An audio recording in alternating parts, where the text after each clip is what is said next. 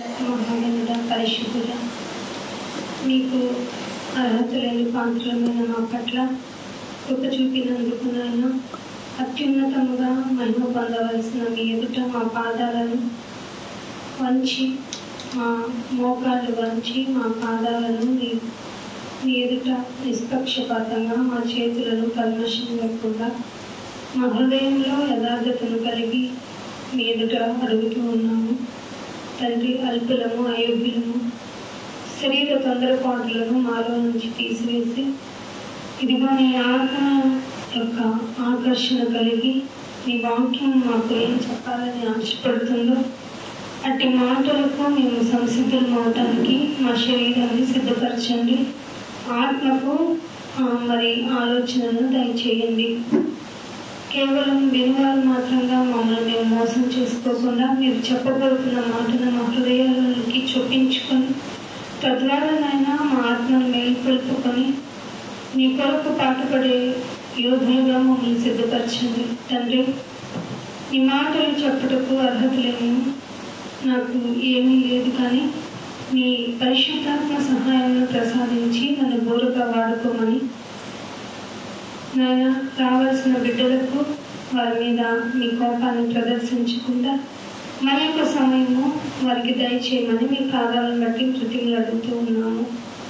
మమ్మల్ని మీ చేతులకు అప్పచెప్పుకుంటూ జరగవలసిన తదుపరి కార్యక్రమం అంతా మీ చిత్తానుసారంగా జరిపించి మహిమ పొందమని యేసుక్రీస్తు వారి అతి పరిశుద్ధమైన నామమున ఈ ప్రార్థనను అడిగి వేడుకుంటున్నాము తండ్రి, ఆమేన్. దేవుని నామమున అందరికీ వందనములండి. దేవుడు మనల్ని ఇంతగా ప్రేమించి మనల్ని అందరినీ సజీవులుగా ఉంచి ఆయన మాటలు వినడానికి మనల్ని ఇక్కడ సమకూర్చిన విధానాన్ని బట్టి దేవునికి కృతజ్ఞతాస్తుతులు చెల్లిస్తూ ఉన్నాను. దేవుని యొక్క ఆలోచన మీకు తెలియాలంటే దేవుని మీద ప్రేమ మీకు ఉండాలి.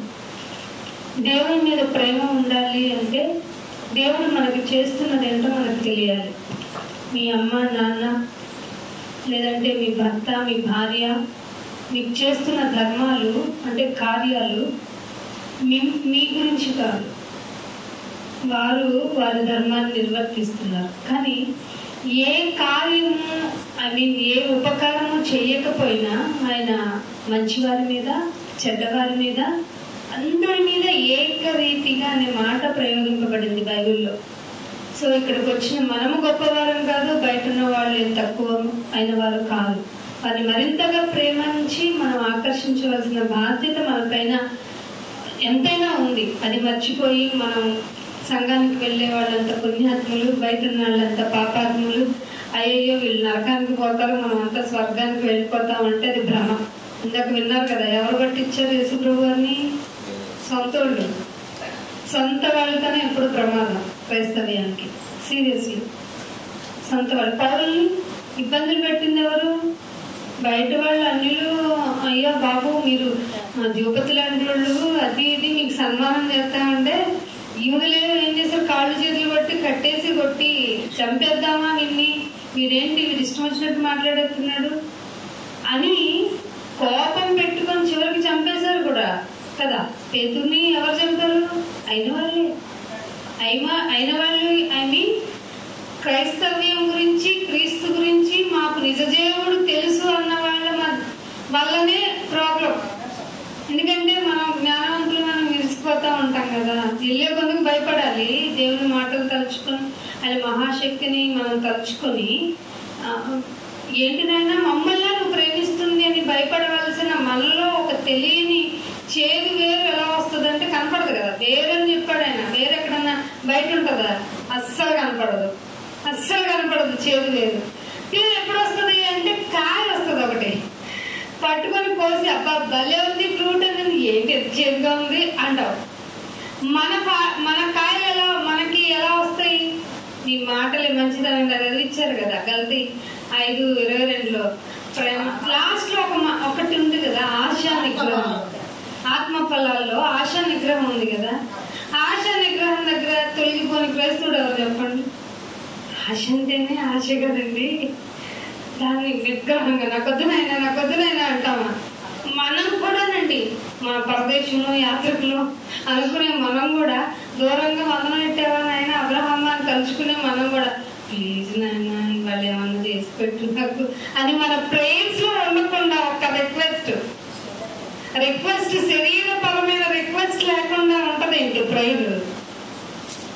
మనకేమో ప్రార్థన, అరే నాన్న మీకు ప్రార్థన రాదు, పరిశుద్ధాత్మ దేవుడు మన మూల్గులతో చెప్పన సత్యము కానీ మూల్గులతో విజ్ఞాపన ఇన్ సెన్స్ ఏంటి, రిక్వెస్ట్. నాన్న వాళ్ళకి ఏదో తెలియదులే, ఏదో వాళ్ళకి తెలుగు లాంగ్వేజ్ లో వాళ్ళ మాట తీరంతే, ఇంగ్లీష్ లాంగ్వేజ్ లో ప్రేయర్ చేస్తారు. ఏమంటే మీరు ఎప్పుడైనా గమనించచ్చు, సో మెనీ లాంగ్వేజెస్ కదా, ఇన్ని లాంగ్వేజెస్ లో మరి ప్రేయర్ చేస్తూ ఉంటారు, ఆఫరింగ్ చేస్తూ ఉంటారు.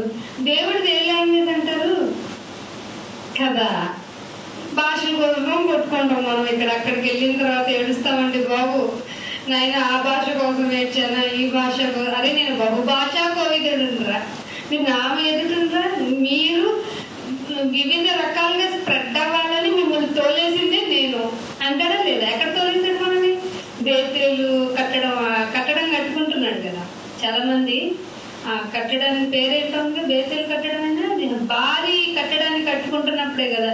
వీళ్ళు ఏదో ఇక్కడే కట్టుకుని ఆకాశాన్ని అంటే ఒక నిర్మాణాన్ని కట్టాలనుకుంటున్నారు, వీళ్ళని డిస్టర్బ్ చేసేయాలి అని భాష తారుమారు చేసింది అక్కడి నుంచి. ఆయన భాష ఎక్కడ పుట్టిందో అనుకుంటాం. మళ్ళీ ఇది కాకుండా ఈ భాషలతో వస్తుంటే మళ్ళీ సంఘంలో భాషలు మొదలెట్టారు మనం. ఆ భాషలకి నాయన 14వ అధ్యాయం కొరింథీ పత్రిక చదివామంటే మాట్లాడేవాడు ఉండడు, చెప్పేవాడు ఉండడు. నేను మాట్లాడతాను భాష అంటారు, మాట్లాడకూడదు కదా అంటే మీకేం తెలియదు, మీరు చిన్నవాళ్ళు అంటారు. అది చిన్న పెద్ద ఏంటి, హైట్ లో చిన్న అంటారా ఏంటి? పౌల్ గారు కూడా షార్టెస్ట్ పర్సన్ అంటే కదా, చాలా బాధ వేసేది నేను ఎందుకు పొడిగాను అని. కానీ ఇప్పుడు చాలా ఇష్టం అనిపిస్తుంది, నేను భూమిలో ఇంతే కదా నాయన అని. భూమిలో ఇంతే అని ఎందుకన్నానంటే, ఈ విశ్వాన్ని మొత్తం, విశ్వం కాదు టోటల్ కాస్మాలజీని తీసుకుంటేనట అనేక పాలపుంత నక్షత్రాల మధ్యలో మనదొకటి. దాని ఒక చిన్న పాలపుంత నక్షత్రం, ఒక ధూళి అంటే కనపడుతుందా? దుమ్ము కూడా కాదు, ధూళి కనపడదండి, చాలా సన్నగా ఉంటది. ఆ ధూళి పార్టికల్లో చివరి కొనని మనం జూమ్ చేస్తే, మనకి ఏదైనా పిక్చర్ కనపడకపోతే ఇలా ఎలా ఎక్స్టెండ్ చేసుకొని చూస్తామో అట్లా జూమ్ చేసి చూస్తే చివరి కొనలో ఉండేదే భూమి. ఆ భూమి సూర్య కుటుంబం. భూమి కూడా కదా, అలా ఎక్స్టెండ్ చేస్తే సూర్య కుటుంబం ఉంటుంది. ఆ సూర్య కుటుంబంలో సూర్యుని కనుక మనం పక్కకు పంపిస్తే 1,30,000 భూముల్ని అక్కడ నింపొచ్చట. ఎంత చిన్నోడో 1,30,000, సారీ 3,30,000, 3,30,000 భూములు పట్టేంత ప్లేస్ అట సూర్యుడి ప్లేస్. అంటే భూమి కంటే 12 రెట్లు ఎక్కువైన సూర్యుడు మన కోసం కదా. మరి అంత పెద్ద పాలపుంతలో సూర్యుడి నుంచి భూమిని తీసుకుంటే, భూమి నుండి మనిషిని తీసుకుంటే, మనిషి నుండి మనిషికున్న భూమిని తీసుకుంటే ఎంత చెప్పండి. నాకు 2 ఎకరాలు అన్నాడు అనుకోండి, పైనుండి దేవుడు ఏమనుకోవాలి చెప్పండి? అరే నువ్వెంత అసలు నువ్వే కనపడి భూమి ఎక్కడరా అంటాడా లేదా? నాకు 2 ఎకరాలు ఉందండి, నాకు 2 ఎకరాలు ఇల్లు కట్టుకున్నానండి, నాకు ఇంత భూమి ఉంది, అంత ఇల్లు ఉంది, ఇన్ని అంతస్తులు ఉన్నాయి. అరే నేను ఆకాశాన్ని అంటే ఎంత బిల్డింగ్ కట్టేసుకున్నాను అంటే దేవుడు ఏమన్నాడు మనల్ని? ఇక్కడ ఏమనిపించదండి అసలు. వన్స్ మనం ఎవరి వరస సంఖ్యన వాళ్ళు చట్టాలలో దేవుడు ఎవరి వరస సంఖ్యన వాళ్ళు బ్రతికింపబడతారు అనేది ఉండింది 1 కొరింథీ 15వ అధ్యాయంలో. అంటే అక్కడికి వెళ్ళిన తర్వాత నువ్వు లేచి నువ్వు చూసుకున్నావు అనుకో, ఏంటి ఈ చిన్ని గది లాంటి ఇల్లు కోసం. ఇది కూడా కాదు, చాలా మంది హాల్ ఒకటి, 4 బెడ్రూమ్లు, ఇది అది అని ఇక్కడ నుంచి డూప్లెక్స్. అంబానీ హౌస్ కూడా చాలా పెద్దదంట, దాని లిఫ్ట్ మెయింటెనెన్స్ కే సో మెనీ పీపుల్ ఎంప్లాయీస్ ఉంటారంట. ఇది ఎక్కడ పోలరా అని అనుకుంటుంటే రేపు ఈవెందో అంబానీ గారైనా సరే అక్కడికి వెళ్ళి ఇచ్చి పిచ్చి దానికోసమా నేను, అరే భూమి ఎంత చిన్నది, దానిలో నేనెంత అనుకుంటే. ఇప్పుడు చెప్పండి, భూమి మీద ఉన్న నువ్వు, నీకున్న భూమి, నీ కష్టం, అయ్యో భూమి లేదే, నాకు ఇల్లు లేదే, ఇటు సీఎం గారి కోటలో రాలేదు, పిఎం గారి కోటలో రాలేదని ఏడుస్తుంటావే. అమ్మ నాకు చాలా మంది ఇప్పుడు ప్రార్థన లిస్టులో ఒక డాడీ ఉంది తెలుసా, నాకేంటి ఇళ్ళ స్థలం రాలేదండి, ప్రార్థనలో పెట్టండి. ఏం చెప్పాలి? మనం చెప్పడానికి వచ్చిందేంటి అమ్మా? మన యాత్రికులు పరదేశంలో మన పరిస్థితి ఎక్కడుంది?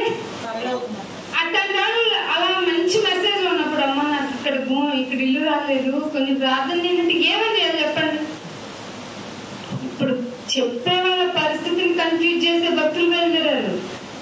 ఎందుకంటే బోధలు అలా ఉన్నాయి. అమ్మని ఎవడు చెప్పాడు నీకు రావాలంటే, అయ్యో చెప్పాడు ఎప్పుడు ఒక పెద్ద ఆయన, చదవలేదు ఆయన, ఆయనేమో స్టేజ్ అంతా యూజ్ చేసుకొని మాట్లాడేస్తాడు, నువ్వేమో పట్టించుకుని. నీకు అంతకన్నా బద్ధకం కదా, బైబుల్ చదవరు చాలా మంది. ఏమండి బైబుల్ చదువుతూనే ఉండాలండి.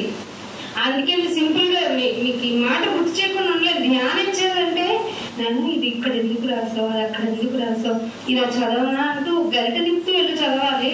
ఒకవేళ నువ్వు డ్రైవింగ్ చేస్తుంటే ఆపేసి చూసుకోవాలి. ఇప్పుడు ఫోన్లో కూడా వచ్చేస్తున్నాయి కదా, ఇది వదిలేసి రీల్స్ తిప్పుకుంటారండి. ఇప్పుడు నువ్వు చూస్తున్న రీల్ యొక్క భాగము టైం ఎంత చూడు. మనం అనుకున్నాం 60-70 సంవత్సరాలు బ్రతికేసామండి. అసలు భూమి అంత ధూళిలో చిన్న పార్టికల్ అయినప్పుడు దానిలో నివసిస్తున్న నువ్వు నేనెంత ఆలోచిస్తాం. ఎరా నా సంగతి తెలుసా నీకు అని మేసం వెళ్ళేస్తావు కదా. అరే నేను కాస్మాలజీలో ఇప్పుడు మొదలవుతున్నాయంట మనకి భూమి నుంచి పైకి అంతరిక్షానికి వెళ్ళి చూసి రావడానికి. మీకు ట్రైన్స్ ఎలా వెళ్తున్నాయి అట్లాగా శాటిలైట్స్ రెడీ అవుతున్నాయి. అక్కడ వరకన్నా వెళ్ళిన తర్వాత ఏమైనా బుద్ధి వస్తుందో ఏమో చూడాలి. మోస్ట్లీ రాదు. అక్కడికి వెళ్ళాం కదా. ఈవెన్ ఎలాన్ మస్క్ ఒక శాటిలైట్ పెట్టుకున్నాడు కదా, అతను 3260 పైన శాటిలైట్స్ తిరుగుతుంది. మీకు ఇప్పుడు ఇంటర్నెట్ ఇంత స్పీడ్ గా తెరవగా నీకు వీడియో ఎందుకు వచ్చేది? ఇదివరకు బఫర్ అవుతూ ఎప్పటికో మనకు వచ్చేది ఒక వీడియో ఏదైనా చూడాలని. ఇప్పుడు చాలా రఫ్ గా చాలా ఈజీగా మన వీడియోస్ ఎందుకు చూసేస్తున్నాం? ఆండ్రాయిడ్ ఫోన్ వల్లనే కాదు. అక్కడ ఆయన ఎలాన్ మస్క్ పెట్టుకున్నాడు ఒక సర్చ్, నేను ఎలా అయినా అంగారకుడి మీద బతికేయాలంతే. ఆయన ఎప్పుడు చూడండి అంగారకుడు మీద బతికేస్తా, బిల్డింగ్ కట్టేస్తా, ఇట్లానే మాట్లాడతాడు ఆయన. అంటే ఆయన way of version of language వేరుగా ఉంటుంది, కానీ ఎనాలిసిస్ ఆఫ్ టోటల్ లాంగ్వేజ్ లో ఎలాన్ మస్క్ ఏమంటాడంటే భూమి కాదు, భూమి ఎప్పటికైనా డిస్ట్రాయ్ అయిపోద్ది, అంగారకుడు ఉన్నాడు, దాని మీద వాటర్ మా వాళ్ళకి సెర్చ్ చేశారు, అందుకోసం పెట్టుకున్న ఆ స్పీడ్, ఆ శాటిలైటిక్ స్టార్ లింక్ నుంచి వచ్చినటువంటి 3160 పైన ఉన్నటువంటి ఆ శాటిలైట్స్ ఉన్నాయి కదా, రాడార్స్ తిరుగుతున్నట్టు వల్ల మనకి ఈ యొక్క నెట్ స్పీడ్ పెరిగింది. ఈ స్పీడ్ లో నిన్ను అక్కడికి తీసుకెళ్లిన తర్వాత ఇదంతా చూసుకొని ఇక్కడ ఎలా కట్టాలని ఆలోచిస్తున్నాడే కానీ మనిషి, అంటే వెళ్ళొచ్చిన వాళ్ళు ఎలాన్ మస్క్ వెళ్ళొచ్చాడు. మరి అమ్మ వెళ్ళి చూసి వస్తానన్న ఆవిడ పేరేంటండి, మొన్న వెళ్ళి ఇంకా అక్కడే ఉన్నారు. 2025 వస్తుంది ఫిబ్రవరి. అమ్మ సునీత విలియం గారు పాపం అండి. ఏమన్నా తెలియని ఊరు వెళ్తేనే ఎక్కడైనా, ఎందుకండి పిల్లలు ఇప్పుడు హాస్టల్లో వదిలేశారనుకోండి, అమ్మ నాన్న దగ్గర నుంచి హాస్టల్లో వదిలేస్తే నీ రూమ్లో నువ్వే ఉండాలిరా అంటే చచ్చినా ఉండట్లే. ఎందుకని? హోమ్ సిక్ అని కదా. అసలు మన భూమే కాదు, ఎక్కడో చెప్పాను కదా, మనమే ఒక ధూళిలా ఉంటది భూమి. అక్కడ నుంచి ఆవిడ వెళ్ళిపోయింది పాపం, వెళ్ళి శాటిలైట్ మీద వెళ్ళి ఉండింది. ప్రాబ్లం అయిపోయింది అక్కడ. ఆ ప్రాబ్లం అయిపోయింది, తీసుకురావడానికి టైం పడుతుందంట. మన ఇవాళ న్యూస్ లో చెప్తున్నారుగా ఏమని, 2025 ఫిబ్రవరిలో వస్తుందని ఈజీగా చెప్తున్నారు. అక్కడ ఆవిడను అతను ఇద్దరు ఉన్నారు పర్సన్స్. వాళ్ళు మనకి కూర్చోడానికి ఉండదు, హ్యాంగ్ అవుతూనే ఉంటారు, ఇట్లా తిరగడానికి కాదు. అక్కడ జీరో గ్రావిటీ కాబట్టి ఇట్లా నీళ్లు పోస్తూ అక్కడే ఉంటాయి. ఎలా తాగుతారు ఫుడ్? దీనివల్ల వాళ్ళకి మెంటల్ టెన్షన్ ఎక్కువైపోద్దంట, వాళ్ళ నాడీ వ్యవస్థ మీద దెబ్బతింటుందంట, వాళ్ళు పిచ్చోళ్ళుగా అయిపోయే పరిస్థితి రావచ్చంట. అయినా సరే ఎవరు ఏమి ఇబ్బంది పడలేదు. మీకు 2027లో ఫిబ్రవరిలో వస్తారులే అని చెప్తున్నారు. అంటే ఈ మనిషి యొక్క పరిస్థితి గుణపాఠాలు నేర్చుకోవట్లే. ఎక్కడికి వెళ్ళినా ఏం చేసినా ఏం సాధించినా నేను ఇంకేదో సాధించేది ఉందిలే అనుకుంటున్నాడు, కానీ అసలు నేను సాధించేదానికన్నా నా జీవితాన్ని కోల్పోతాను, ఈలోపే నేను రియలైజ్ అయిపోవాలి, దేవుని కొరకు దేవుని యొక్క విషయంగా నేను ముందుకు వెళ్ళాలన్న ఆలోచన మనిషికి లేకుండా పోతుంది. ఇలాంటి పరిస్థితుల్లో దేవుని గురించి టోటల్ గా మనకి ఇవ్వబడినటువంటి బైబుల్ తెలుసు అనుకున్న వాళ్ళ మధ్యలో నుంచి కూడా ఒక ఈ లోకంలో బ్రతుకుతున్న వాళ్ళలాగానే బిహేవియర్ కనపడింది అనుకోండి, ఇంకెవరైనా బాగు చేస్తారు మనల్ని చెప్పండి? ఎవరైనా బాగు చేస్తారా? అందుకే అగ్ని కొరకు భూమి నిల్వ చేయబడింది. అంతే సింపుల్.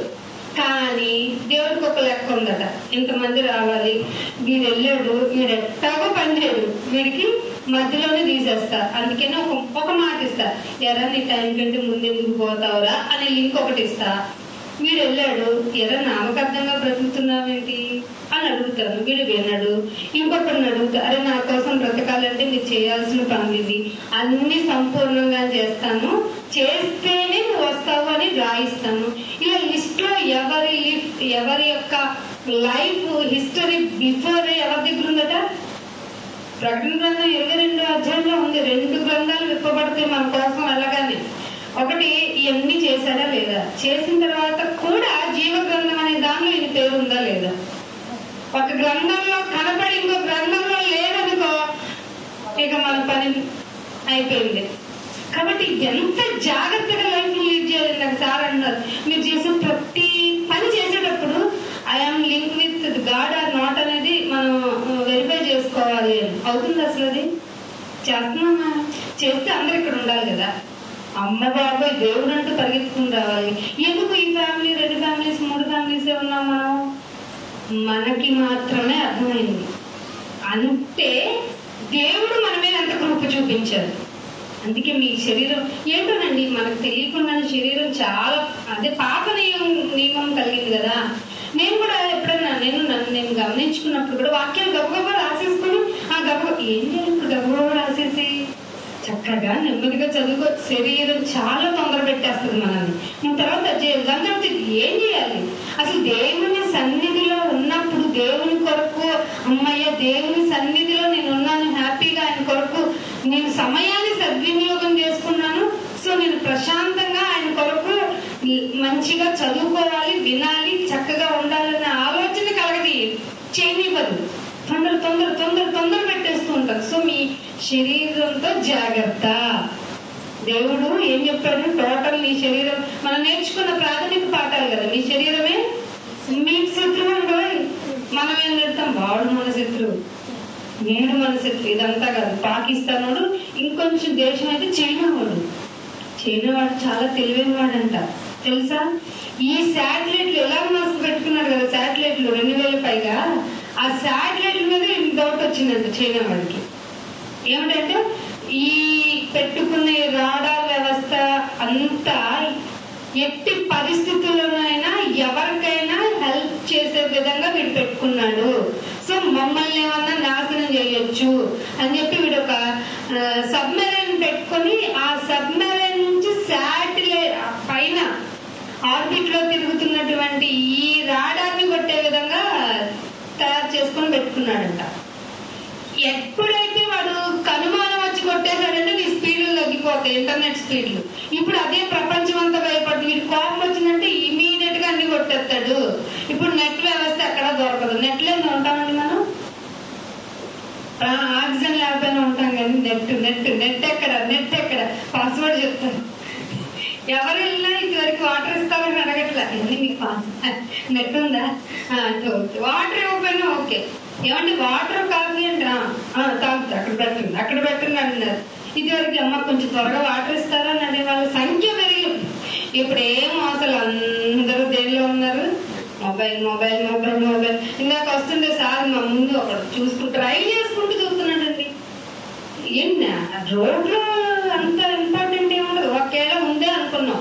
పక్కన ఎందుకు మాట్లాడవు, అవసరం లేదు, చూసుకుంటూ పోతే నా తలగా పోద్దు, అంతేగా. అంటే ఎంత సింపుల్ అయిపోయింది లైఫ్. ఇది సింపుల్ లైఫ్ కాదు, చాలా ఖరీదుతో కూడుకున్న వ్యవహారం. ఇది నీకెవరో పెట్టుబడి పెడితే వచ్చిన జీవితము, జీవనము అని తెలిసేది ఎవరికండి? ఒక క్రైస్తవుడికి. ఆ క్రైస్తవుడు ఎట్లా ఉండాలి? బయట అన్నిటితో ఒకలాగా, నీవాడైతే ఒకలాగా ఉండమల్లా. శత్రువుని కూడా అవుతుందండి మనకి. చాలా కష్టం అండి. ముందుకెళ్దాం పాఠం ముందుకు వెళ్ళిపోదాము.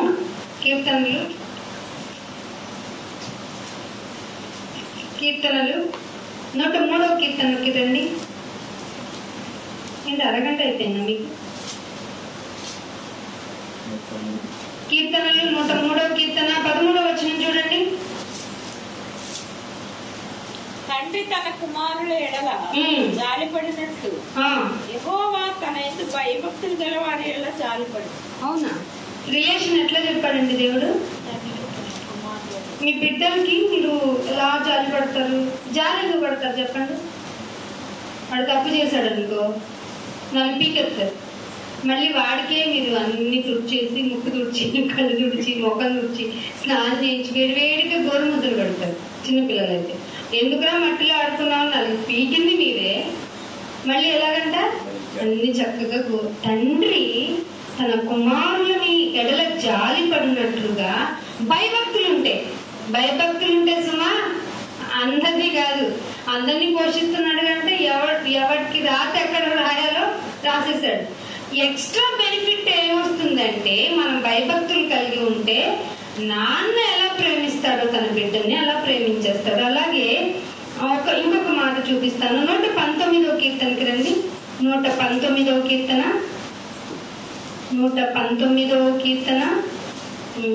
28వ వచనం చూడండి. 119వ కీర్తన 28. వ్యసనము వలన నా ప్రాణము నీరైపోయేను. అది ఏమంటే ఫోన్లు చూసి యాక్టివ్ గా ఉంటారు, నీరసం అవుతారు. అదొక వ్యసనమే. తాగిన వాళ్ళు ఎలా ఉంటారు? చాలా మంది రియలైజ్ అవుతారండి. అడిక్ట్ అయిపోయిన వాళ్ళు అందరూ ఈవెన్ డ్రగ్స్ కి అడిక్ట్ అయిన వాళ్ళు కూడా రియలైజేషన్ ఉంటుంది, కానీ అది తీసుకోకపోతే శరీరం ఒప్పుకోదు, శరీరం అస్సలు ఒప్పుకోదు. సో అలాంటి వాళ్ళకి చాలా మంది మేము చికిత్స చేద్దాం రండి అంటారు. వాటి వల్ల కూడా ఫలితం ఒక్కొక్కసారి ఉండకపోవచ్చు. కానీ దేవుడు ఇక్కడ ఏం చెప్తున్నాడు తెలుసా? 25వ వచనంలో, వ్యసనము వలన నా ప్రాణము ఏమైపోయిందట? అమ్మా నా వల్ల కావట్లేదు నాయన, ప్లీజ్ నాయన అంటే అప్పుడు నీ వాక్యము చేత నన్ను స్థిరపరచు నాయన. నీ బ్రతుకులో నా బ్రతుకులో కొంతమందికి చూడండి, మాట్లాడమంటే కోపడతారు. కోపమే వాళ్ళ మాట. కొంతమంది బాబోయ్ వీళ్ళు ఎంత తొందరగా మాట్లాడితే సాగదీస్తూనే మాట్లాడతారు. తొందరగా మాట్లాడు అన్నా కూడా వాళ్ళ మాట తీరు. అందుకే స్వాభావిక లక్షణాలు ఉంటాయి మనలో. మీరు జాగ్రత్తగా గమనించుకోండి. మీలో ఉన్న స్వాభావికమైన లక్షణం ఏమిటో దాన్ని కొట్టేస్తే తప్ప దేవుని కుమారులు అవ్వలేదు. మీరు మిమ్మల్ని మీరు మార్చుకోవటం అనేది, మిమ్మల్ని మీరు చెప్పుకోవటం అనేది మీ స్వాభావికంగా కొన్ని లక్షణాలు, పాప నియమము పెట్టబడిన ఈ శరీరానికి స్వాభావికమైన లక్షణాలు ఉంటాయి. ఆ లక్షణాల వల్ల వ్యసన పరులం అయిపోతాం. ఆ వ్యసనాన్ని మనం తప్పించుకోవాలంటే ఆయన వాక్యమే స్థిరపరిచేది. ఈ సొల్యూషన్ దావీదు గారు ముందే తెలుసుకున్నారు. అందుకే 29లో అంటున్నాడు, ఒక స్వాభావిక లక్షణాన్ని చెప్తూ, కపటపు నడత. ఏమిటంటే ఇది కపటపు. చాలా మంది అండి ఈ వాక్యం తెలిసిన వాళ్ళకండి చాలా తెలిసిపోతా ఉంటాయి. ఎట్లా వాళ్ళు చేసేది డ్రామా అని తెలుస్తుంది, వాళ్ళు ప్రవర్తించే విధానం డ్రామాటికల్, వాళ్ళు అబద్ధం చెప్తున్నారు, అన్ని తెలిసిపోతాయి. కానీ దేవుని ప్రేమ చేత మన ప్రేమ ఏం చేస్తుందండి? అన్నిటిని కప్పేయాలండి. మీరు ఇది గుర్తుపెట్టుకోండి. మీరు ఎవరినైనా ప్రేమించాలి. ఆ ప్రేమించే విధానంలో వాళ్ళల్లో తప్పులు తడకలు కనపడతాయి. ఎవరు మంచోళ్ళు చెప్పండి? నువ్వు మంచోడివి, నేను మంచోడు అంటే దేవుడే చెప్పేశారు. దేవుడు అబద్ధికుడు అయిపోతాడు. మనం మంచోళ్ళం కాదు. నువ్వు ఇక్కడ మంచిదానిగా నేను కనపడినా వేరొక విషయంలో దేవుడు నన్ను ఏంటి నీ వ్యవహారం అనేది కౌంట్ చేసేటువంటి ఛాన్సెస్ చాలా ఉంటాయి. కాబట్టి కపటపు నడతను ఏం చేయమని అడగాలట మనం? నాకు దూరం చేయి. ఎలా దూరం చేస్తానైనా? నీ ఉపదేశం ఇవ్వు నాయనా, నీ ఉపదేశం నాకు దయచేసి ఇవ్వు. ఎందుకంటే నాది కపటపు నడత. ఎంత బాగుందండి వాక్యం. అదే నువ్వు కొబ్బరికాయ కొట్టు, నీది డొమెటికల్ వ్యవహార శైలి. ఇదిగో ఈ మాట, కపటపు నడత నీకుంది, కొబ్బరికాయ కొట్టు పోద్దంటదా? బైబిల్ అలా అంటుందండి. ఒక కొబ్బరి తెలిగించి పోద్దంటదా? ఒక ధూపం వేయి పోద్దంటదా? మరి ఎందుకు ఇవన్నీ తెచ్చి పెట్టుకుంటున్నారు? అలా కాదు, నా సంవత్సరానికి ఒక గల తీసుకొచ్చేద్దాం అంటారా? అంతే కదా. లేదా నీ బర్త్డేకో నా బర్త్డేకో ఒక కేక్ పెడదామా? అసలు కేక్ కొయ్యకూడదు తెలుసా? అది ఫెర్మెంటెడ్ అంటే పులిసింది ఎప్పుడు అసలు మన కూడా. పులిసింది ఏం చేస్తుంది, మొత్తాన్ని పులియం చేస్తుంది. అంటే నీ కడుపులోకి వెళ్తుంది పులిసింది. తెల్లవారిన తర్వాత నువ్వు కేక్ తింటే ఏమవుతుంది, ఇండైజెషన్కి తీసుకెళ్ళదు. అంటే కేక్ తినటం వల్ల నీకు అస్వస్థత వచ్చింది. అప్పుడేమంటావు తెలుసా, ఎవరిదో కనుగొడింది. ఇదేంటి, నువ్వు దైవజనుడు దేన్ని నమ్మకూడదు కదా. పైగా అసలు దేవుని విషయానికి వచ్చేటప్పుడు పైగా ఏమర్థం, ఒక క్యాండిల్ వెళ్ళి చూడమంటాం, నీ దీపం కొట్టుకుంటావేంటి? ఇది అసలు కరెక్టే కాదు. ప్రార్థన చేయడానికి రమ్మన్నా, బర్త్డే చేయడానికి రమ్మన్నా, ఎలా అంటే భయం. అది మీ దీపాన్ని మీరు ఆర్పుకుంటుంటే ఏమని చెప్పాలి? ఏమంటే ఇది డ్రమాటికల్ గా అనిపిస్తుంది, కానీ సీరియస్ గా తీసుకుంటే ఆ దీపం ఎవరో ఆర్పకూడదు అనేది ఒక చిన్న సెంటిమెంట్. అందుకే చాలా మంది అన్యులు కూడా దీపం పెడతారు వెనక. అది చనిపోయిన తర్వాత దీపం పెడతారు. ఎందుకంటే అది ఆయన ఏదో సింబాలిక్ గా వాళ్ళ వ్యవహారం వాళ్ళది. కానీ చూసి దీపాన్ని ఆపుకోవడం అనేది మన చేతుల ద్వారా మనమే చీకట్లోకి వెళ్తున్నట్టు. అలాంటి లోకపరమైన శరీరానుసారమైన విషయాల్లోని మినిమం విజ్ఞత, మినిమం కామన్ సెన్స్ అంటారు కదా, కామన్ గా ఉండే సెన్సిబిలిటీ మనిషికి లేకపోతే ఇంకా లోతైన సంగతులు నేనేం యేసుప్రభు గారు కూడా అన్నారు, నేను లోకపరమైన చిన్న విషయాల్లో మీకు చెప్తుంటే మీకు బొవకెక్కట్లా, ఇంక నేను ఏ విషయాలు మీతో పంచుకోనరా అనేసాడు ఆయన. సో మనుషులకి ఎవరికి అర్థం కాదు. కానీ దేవుని ప్రేమ అంటే, దేవుని ప్రేమ యొక్క గొప్పతనాన్ని తెలుసుకున్న 1 or 2 people ఉన్నారు భూమి మీద. వాళ్ళు భూమి మీద ఉన్నంత కాలం భూమికి క్షేమమేనండి, అంతేనే కదా. మరి నోవాహు ఉన్నాడు కాబట్టే కదా నీతిమంతుడుగా, నిన్నొక్కడిని కాపాడుతానుకో, నీ నుంచి ప్రపంచం జనాలందరూ వచ్చేస్తారన్నాడా లేదా? సో నీ గురించి నా గురించి దేవుడు ఆలోచిస్తున్నాడు. ఇక్కడ ఏమంటున్నాడు, కపటపు నడతని పోగొట్టుకోవాలంటే నీకు ఉపదేశం కావాలి. అర్థమవుతుందా ఎంత లాజికల్ గా? ఎందుకండి ఆదివారం ఏమండి ఒక ఆదివారం వెళ్ళకపోతే ఏమవుద్దంట అని నీ శరీరపు మనసు నిన్ను అనిన వెంటనే నీ ఆత్మీయంగా ఉన్నటువంటి మనసు నీకు ఆన్సర్ చేయాలి. ఆత్మ నీతో శరీరంతో చెప్పాలి, చాలే నీవు పెద్ద కపటపు దాన్ని పద, నా శరీరానికి నాకున్న మురికినంతా వదిలించుకోవాలంటే వాక్యం అనే ఉదక స్నానం నేను వేయాలి పదా, అందుకు వెళ్ళాలి నేను అని అనాలి. శరీరం ఒప్పుకోదు. ఏమైంది, ఈ వారం పనికి వెళ్తే పోతుంది కదా, ప్రతి వారం నేను అటెండ్ అవుతున్నాను కదా, తప్పేంటట ఒక వారం వెళ్ళకపోతే? నో, ఒక్క వారం వెళ్ళకపోతే నీ శరీరం ఏముంటుంది, ఓకే పద టేక్ ఇట్ ఈజీ అంటది. ఆ టేక్ ఇట్ ఈజీ మాట రాకుండా వచ్చింది అంటే నీ ఆత్మకి చాలా డేంజర్. నీ ఆత్మకి అందుకే చాలా మంది ఫస్ట్ లో ఇచ్చినటువంటి వాల్యూ, ఫస్ట్ లో ఇచ్చినటువంటి కాన్సన్ట్రేషన్ ఇప్పుడు ఇవ్వలేదు. ఎందుకని? చాలా మంది శరీరానికి లోబడిపోవటం వల్ల. అర్థమవుతుందా? శరీరాన్ని అందుకు నలగొట్టుకోవాలి. వచ్చావు అంటే శుద్ధేసి కొట్టేస్తుంది. వాక్యం శుద్ధి ఉంటుంది కదా, సబ్బు ఉంటుంది కదా, తోమెత్తా ఉంటది, మురికి వదిలించేస్తా ఉంటది. మరి మురికి వదిలించుకుని వెళ్తేనే కదా మళ్ళీ లోకంలోకి వెళ్తాం. వెళ్ళిన తర్వాత మళ్ళీ ఏమవుతుంది, ఈ లోకపు మాలిన్యము అంటకుండా చూసుకోవాలి మళ్ళీ.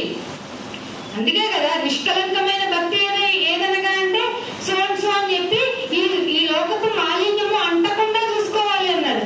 అంటకుండా ఎట్లా చూసుకుంటావు నాయన? ఉపదేశం లేకుండా నీకు నాకు బుర్ర తెలియదు. అందుకే సమావేశంగా కూడుకున్నటకు ఎబ్రిలో అంటాడు కదా 12లో, కూడుకొనట మానవురా నాయన, మీకు అది చాలా డేంజర్ అని చెప్తున్నాడు. కానీ చాలా మంది కొందరు మానుకున్నట్టుగా అని చెప్పేసాడు మళ్ళీ అక్కడ.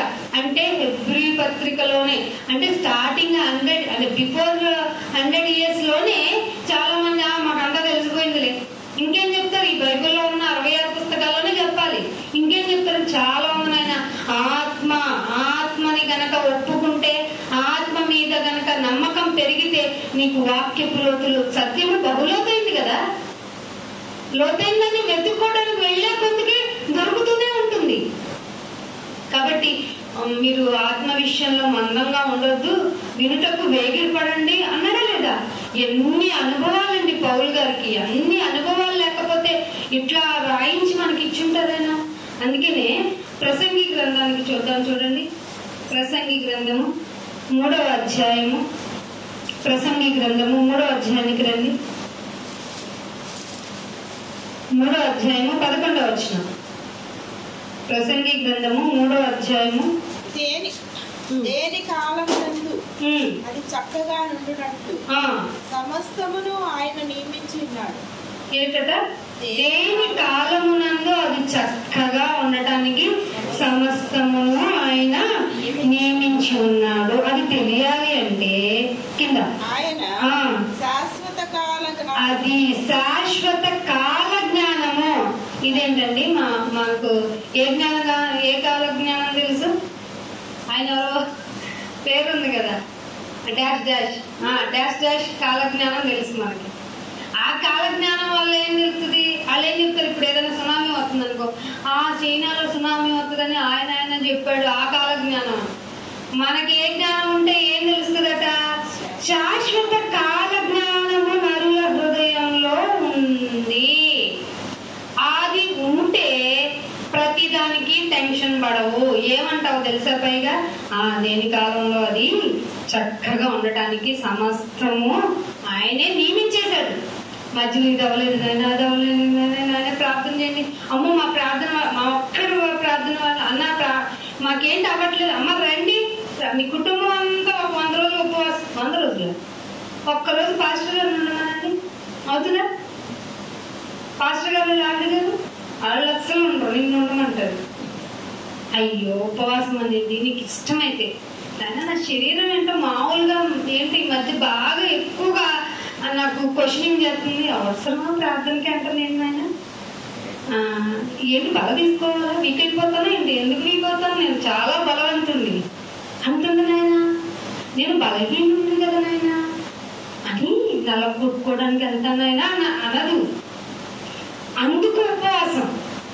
కడుపు నిండా తింటే ఈ మాటలు వస్తాయండి. దేవుని దగ్గర నాయన నీకు లోబడిపోతాను నాయన అంటదా? కడుపు నిండా తింటే నిద్ర వస్తుంది, ఆలోచనలు వస్తాయి మనకు కామన్ గా. తిన్న తర్వాత వెంటనే మన బాడీ ఏమవుతుంది? రిలాక్స్ అవ్వాలంటది. సో అలాంటివి లేకుండా దేవుని దగ్గర మరింత వినమ్రతగా ఉండటానికే ఉపవాసం.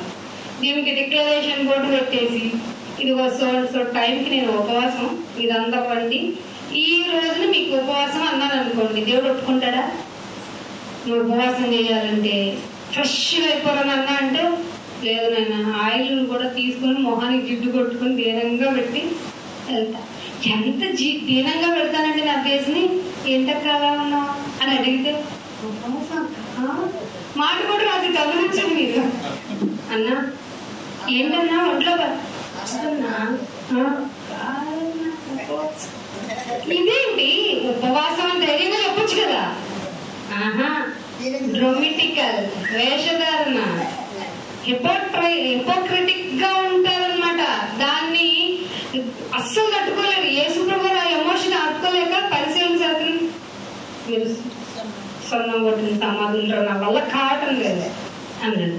ఇంకో చోట మీరు పుదీనాలు కొత్తిమీరలో గింజల్లో తిప్పుతారు, వడగొట్టేసి దేని మింగెత్తారంట? ఒంటిని మింగెత్తారన్నా మీరు. ఇట్లాంటివి చెబితే పరిశీలకి శాస్త్రులకి నా వల్ల కావట్లేదు, ఇది చంపేద్దాం లాక్కి కొండ వీడు అందరు తెలుసా మీరు?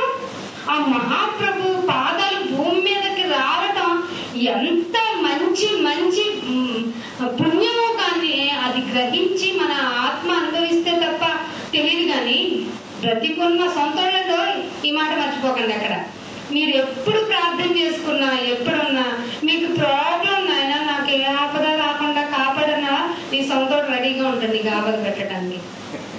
అలాగే చేశారు శాస్త్రులు పరిశీలి. సొంత వాడండి బాధతో మూలిగిపోయాడు. ఎన్నిసార్లు ఏడ్చుకుంటూ పక్కకి వెళ్ళిపోయాడు ఆయన. నువ్వేంటి నాకు ఏ రోగం వద్దు బాధ వద్దంటావు? మీరు వదకు తేయబడిన గొర్రెలు అంటాడు. ఆ గొర్రెలు చేస్తుంది నా మీద కత్తి మర్యాదగా, లేకపోతే నా సంగతి ఏంటో తెలియదు అంటదా? అంటదా లేదా? మరి మనం ఏంటి కోర్టులకి వెళ్దాం, కోడ్ అంటావు, ఏదో లా అంటావు. కొంచెం ప్రశాంతంగా, కొంచెం లీనియస్ కోసం మనకు అవి. ఒకవేళ కత్తి నీ మీద పడటానికి నువ్వు నియమింపబడితే you have to hand over. Hand ఇదిగో అప్పగించుచున్నాను అనాలి. ఇవన్నీ వదిలేసి వాక్యం చెప్పమంటే మనం కోర్టులకి వెళ్దామంటే ఎట్లా తప్పించేస్తారు? క్రీస్తులో ఉన్నామని చెప్పుకుంటాం, ఉన్నామని చెప్పుకుంటూ కోర్టుల వరకు వెళ్ళకంటారు. మధ్యలోనే సెటిల్మెంట్ చేసుకోండి అన్న మరి అక్కడికి వెళ్ళి నేర్చుకుని డబ్బులన్నీ అయిపోయిందాక నాయన నాకు శ్రమ అన్నామంటే చూడండి, మనమే చేతులారా అన్ని చేసుకుంటూ ప్రతిదీ దేవుడి మీదకి నెట్టేస్తున్నామండి. అది ఎంత పాపమో తెలుసా. ఇందాక అంకుల్ గారు చాలా బాధపడుతున్నారు ఆయన చెప్పేటప్పుడు. ఒక పాస్టర్ గారండి ఏదో విషయంగా చెప్తూ విశ్వాసి ఇంట్లో దొంగలు పడ్డారు హల్లెలూయా అంటున్నాడు. అసలు హల్లెలూయా అనే వర్డ్ ఎక్కడ ఎందుకు యూజ్ చేయాలో తెలియని ప్రీచర్స్ వచ్చేసారు.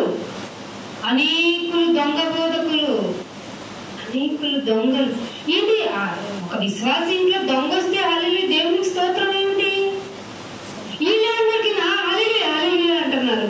కింద వాళ్ళకి విజ్ఞత లేక, ఇక్కడ చెప్పే వాళ్ళకి విజ్ఞత లేకపోతే ఎవరు చెప్పాలి? మరి దేవుని యొక్క మాటలు ఆత్మ నీలో మండిస్తే ఖచ్చితంగా నువ్వే చెప్పాలి. మాటలు నిన్ను మండించలేదంటే నిన్ను కూడా పడుకోబెట్టేశాడని అర్థం. సాతాను నిన్ను ఆక్యుపై చేసిందంటే ఏ చలనం ఉండదండి వాక్యం వింటే. అందుకనే ఎంఐ దారిలో వెళ్తున్నారంట. ఆయన మనతో పాటు ఎంఐ దారిలో వస్తుంటే ఆయన చెబుతున్న మాటలను బట్టి మన గుండె మన హృదయం మండలేదా అనుకున్నారు వాళ్ళు యోహాను సువార్తలో. అవునా కదా? అంటే దేవుని మాట వింటున్నప్పుడల్లా నీకు వినేసాం వెళ్ళిపోయాం అనకూడదు. నీకు ఏదొకటి పని జరిగించాలి, నీ చేత నీకు ఏదో ఒక యాక్టివిటీ చేయించాలి. చాలా మంది ఇప్పుడు ఎంతమంది దాన్ని ఎంత నిష్ప్రయోజనంగా వాడుతున్నారు చూడండి. కేవలం వర్డే అది. ఎంత సింపుల్ గా పాపము సులువుగా చిక్కులు పెట్టేది. సులువుగా చిక్కులు పెట్టే పాపం వల్ల మనం ఎక్కడికి వెళ్ళిపోతున్నాం? నరకానికి వెళ్ళిపోతున్నాం. దీనికి రాజాలని ప్లేస్. దీన్ని గుర్తు చేసుకోవడం చాలా చాలా అవసరం. ఏమంటే కరోనా టైంలో ప్రద్దాక జాగ్రత్తలు చెప్తూనే ఉన్నారు కదా. మనకు తెలిసిపోయినా చెప్తున్నారు. ఎందుకని అన్నారు? ఇప్పటికీ ఉంది కరోనా, ఎక్కడికి పోలేదు. 82 దేశాలు, మన దేశంలో కూడా చక్కగా తిరుగుతుంది. దాన్ని చక్కగా మంచి దాని యొక్క మాల్టింగ్ మార్చుకుంటూ, దాని ట్రేసింగ్ మార్చుకుంటూ తిరుగుతుంది. మీరేమన్నా జలుబు అనుకుంటలేదు, మీ పక్కన వాళ్ళు కంటించేస్తున్నారు, వెళ్ళిపోతున్నారు. మాస్కులు లేవు చాలా మందికి. మాస్క్ వేసుకున్న మాలంటే ఇలా చూస్తున్నారు, ఏంటి ఇప్పుడు ఇంకా వేసుకుంటుంది. మరి నన్ను మా ఆఫీస్ లో ఒక సార్ అయితే ఇక దీవె నువ్వు మాస్క్ అన్నమ్మా, నన్ను ఆయన చనిపోయారు మొన్న, అదే అరుణమ్మ మాట వైబ్రేషన్ అది ఇంకా మళ్ళీ ఎమోషన్ అయిపోతాను నేను. ఇంకా దీవె అరుణమ్మ ఎందుకమ్మా పద్దాక మాస్క్ తీసుకుంటావు అన్నారు ఆయన. ఏంటో అది అయిపోయింది. ఆయనకి వాక్యం చెప్పాలి అని అంటే దుర్గం కట్టేసింది కదా, ఒక కోటని గోడలు కట్టేస్తుంది. సార్ వాళ్ళ బాస్ కూడా అలాగే అన్ఎక్స్పెక్టెడ్ గా మేము 2 మరణాలను చూసామండి దగ్గరగా. అసలు చాలా భయం అనిపించింది. ఇంత ఫాస్ట్ గా లైఫ్ లో వెళ్ళిపోతాయా? బిఫోర్ ఈవినింగ్ మాట్లాడాము, ఎర్లీ మార్నింగ్ మాకు న్యూసెస్. మనిషి ప్రాణం చాలా చాలా అల్పమైందండి. ఈ అల్పమైన జీవితంలో ధూళి లాంటి భూమిలో అసలు కనిపించని నలుసు నువ్వు. దానికేంటి నాకు ఇది లేదు, అది లేదు, అది కావాలి, ఇది కావాలి. అసలు నీకు ఏదన్నా కావాలి అనుకునేది ఆయన. మీకు ఒక మిషన్ చెప్తున్నానండి, సీక్రెట్. మీకు ఎన్ని లేకుండా ఉంటే అంత మంచిదండి. మీకు ఎన్ని లేకుండా ఉంటే ఇది ఎవరు చెప్పరండి. నీకు ఇన్ని ఇచ్చాను కదా, నువ్వేం చేసావు? తలాంతులు అంటే అవే ఫెసిలిటీస్. రూమ్ ఇచ్చావు, ఇల్లు ఇచ్చావా? సో ఇల్లు ఇచ్చాను అంటే నువ్వు ఎండకు తడవనక్కర్లా, వానకి ఆలోచించుకోనక్కర్లా, చలికి వనకక్కర్లా. అయితే ఇంకెక్కువ నా జ్ఞానాన్ని ప్రకటన చేయాలి. ఏం చేశా? తిని త్రాగి సుఖించాను. అయితే దుర్మార్గుడా, దుష్టుడా చాలా తిట్టాడండి దేవుడు. దేవుడు తిట్లు భరించలేవండి బాబు. చాలా చూపిస్తే మరి మనకే భయం వేస్తుంది. అట్లా ఉంది. నీకు ఇల్లు ఇచ్చాడు అంటే ఇంకా చాలా పని ఉన్నట్టు. జాబ్ ఇచ్చాడంటే అంటే నువ్వు సంపాదన కొరకు ఒక 4 రోజులు థింక్ చేయకపోయినా కొంచెం ఎగ్జామ్షన్ ఇచ్చాడు అనమాట. అంటే నీ ఫుడ్ గురించి కూడా, నీ వస్త్రాల గురించి కూడా ఆలోచించుకోలేనటువంటి ఒక ఫెసిలిటీ నీకు ఇచ్చాడు. మళ్ళీ ఇదొకటి యాడ్ చేశాడు. అంటే ఇన్ని పెట్టాండ్రా నీకు, నువ్వేం చేసావు భూమి మీద?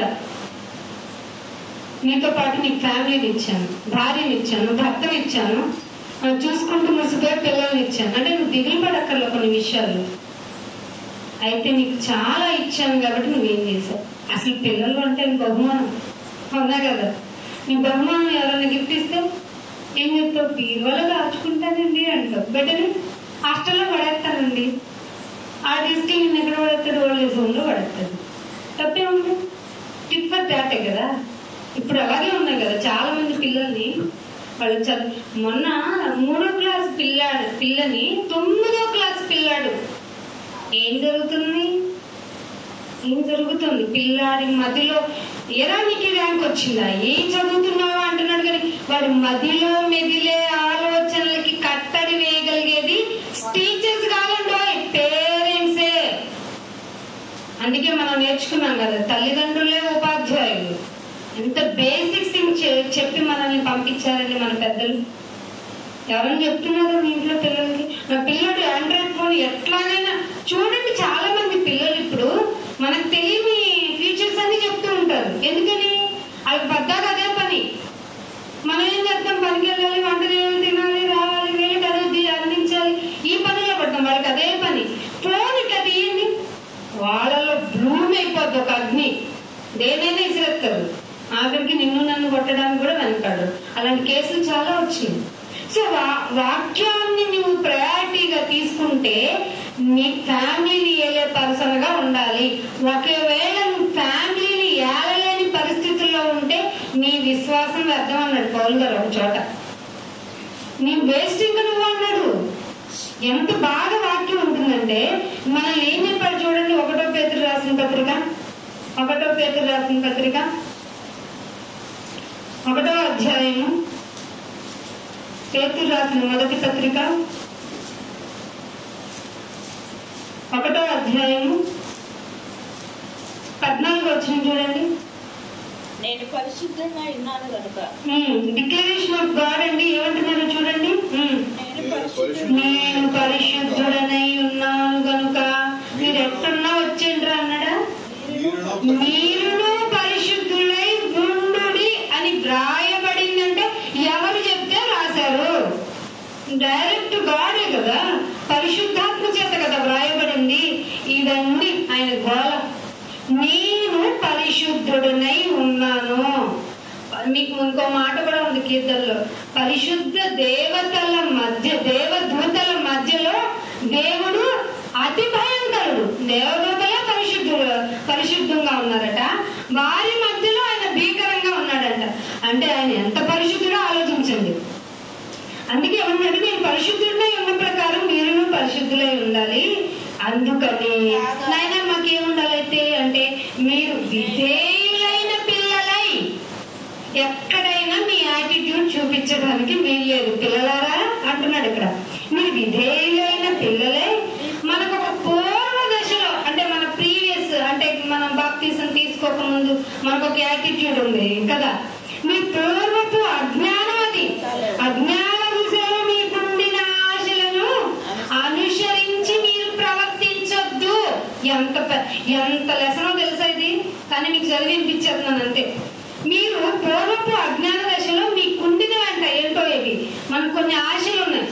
శరీరపరంగా మనం సెటిల్ అయిపోవాలి, శరీరపరంగా మనం బాగుండాలి, శరీరపరంగా అందరిలో హ్యాపీగా లీడ్ చేయాలి, అందరికంటే గొప్పగా కనపడాలి. ఇవి అజ్ఞానపు దశలో మనం తీసుకున్న నిర్ణయాలు. వాటి ప్రకారంగా ఆత్మీయ స్థితికి వచ్చిన తర్వాత మీరు ప్రవర్తించక, మిమ్మల్ని పిలిచిన వాడు పరిశుద్ధుడు కనుక, మళ్ళీ ఇక్కడ మిమ్మల్ని పిలిచిన వాడు పరిశుద్ధుడై ఉన్న ప్రకారము మీరు సమస్త ప్రవర్తన టోటల్ ప్రవర్తనలో పరిశుద్ధులై ఉండాలి. దీనికి ఏం చేయాలి? ఒకరోజు ఉపవాసం అంటే పరిశుద్ధ ప్రవర్తన సమస్త ప్రవర్తనలో పరిశుద్ధత వచ్చేస్తుందా? కొన్ని ఒకరోజు ఒక ఆదివారం వచ్చేస్తుందా? చెప్పండి. ఏమంటున్నాడు ఇక్కడ?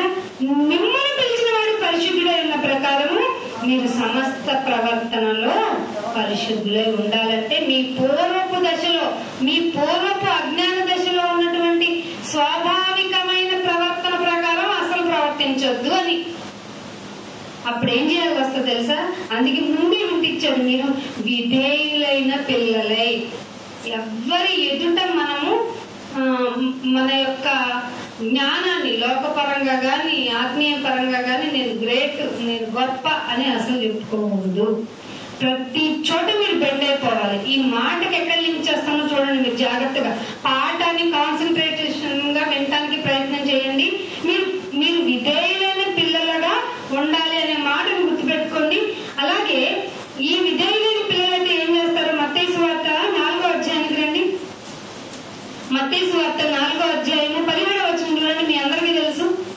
విధేయులైన పిల్లలైతే ఏం చేస్తారు? అక్కడ రాయబడ్డని చూడండి, మత్తయి 2 బాగా రాశారు. అప్పటి నుండి యేసు ఏం చెప్తున్నారట? యేసు ప్రభు వారు పరలోక రాజ్యము సమీపించింది అంటే ఏంటి అర్థం?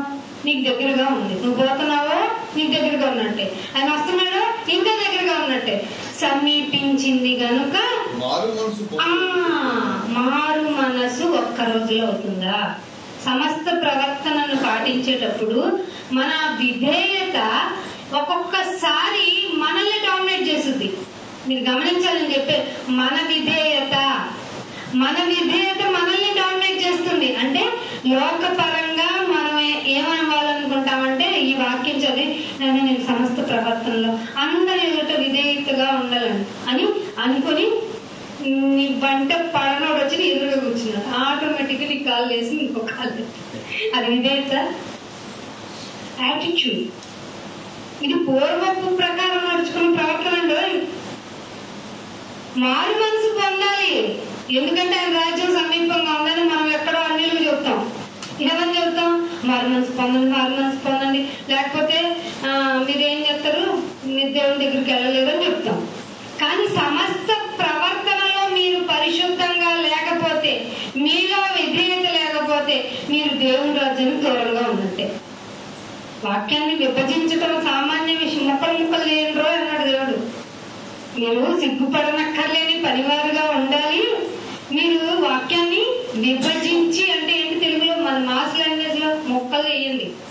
ఆ ముక్కలో ఉన్న, మీరు ముక్కలు తింటారు కదా నాన్ వెజ్ లో, ఒక్కొక్క పీస్ లో ఉన్నటువంటి టేస్ట్ ని ఎట్లా ఆస్వాదిస్తారు కదా? వెజ్ లోనైనా అలా అంతెందుకులేండి. యాపిల్ తీసుకున్నాం, యాపిల్ ముక్కల్ని మనం కట్ చేసుకుని ఒక్కొక్క పీస్ తింటూ ఎంత బాగా ఫీల్ అవుతాం. అంటే వాక్యాన్ని కూడా, ఆత్మీయ ఆహారాన్ని అంతకంటే బాగా ఆస్వాదించాలి. శరీరపు మనసు అస్సలు ఇష్టపడదు. ఆత్మని మేల్కొల్పండి, ఆత్మని మేల్కొల్పి వినండి. ఏమంటున్నాడు? మా రాజ్యము సమీపంగా ఉంది కాబట్టి మారుతూనే ఉంచుకోండి మీ మనసుని. ఎంతగా అంటే విధేయులైపోయేంతగా. ఎంత విధేయులు అవ్వాలి అంటే సమస్త ప్రవర్తనలో పరిశుద్ధులయ్యేంత విధేయత. అర్థమవుతుందా మీకు? పేతురు రాసిన పత్రికలు. అలాగే ఇంకొక మాట చూపిస్తాను. అదే మత్తయి సువార్త 22వ అధ్యాయానికి కూడా రండి. మత్తయి సువార్త 22వ అధ్యాయము 37వ వచనం. 22:37. అందుకు ఆయన నీ పూర్ణ హృదయముతోను నీ పూర్ణాత్మతోను. పూర్ణము తెలుస్తుంది, కానీ పూర్ణము తెలిసిన మనకి తెలుసు కండి. పూర్ణాలు తెలుసు కదా, మధ్యలో ఏముంటుంది? స్వీట్ ఉంటుంది, బయట అంతా అట్టుపిండో దోసపిండో ఏదో ఉంటుంది. ఆ పూర్ణంలోంచి స్వీట్ ఇష్టమైన స్వీట్ తింటారు, ఆకు ఇష్టమైన ఏ తిండి విషయంలోనే సగం మనం. దేవుడు ఏమన్నారు? పూర్ణంగా ఉంటుందా అంటే పూర్ణము, సంపూర్ణంగా పూర్ణ హృదయము ఉండాలి మీది. పూర్ణ హృదయము ఆత్మ. ఇక్కడ మీకు సపరేట్ గా చూపించారు చూడండి. హృదయము శరీరానుసారమైనది, ఆత్మానుసారమైనది. ఆత్మ చెప్పువాడు ఆత్మలోని సంగతులను ఆలోచిస్తాడు. కాబట్టి ఇప్పుడు మీ హృదయాన్ని, ఆత్మని బ్యాలెన్స్ చేసుకోండి. పూర్ణ హృదయముతోను పూర్ణ ఆత్మతో. ఇంకోటి తీసుకొచ్చాడు మళ్ళీ, పూర్ణ మనస్సు. 3 ఆయనకి కావాలి. అది ఎలా కావాలంట? మనం కొంచెం మనస్సుని అక్కడెక్కడ తిప్పేస్తాం అయినా. హృదయంలో చింత ఉందనైనా, ఆత్మ మాత్రం సిద్ధంగా ఉందనైనా అంటే కుదరదట.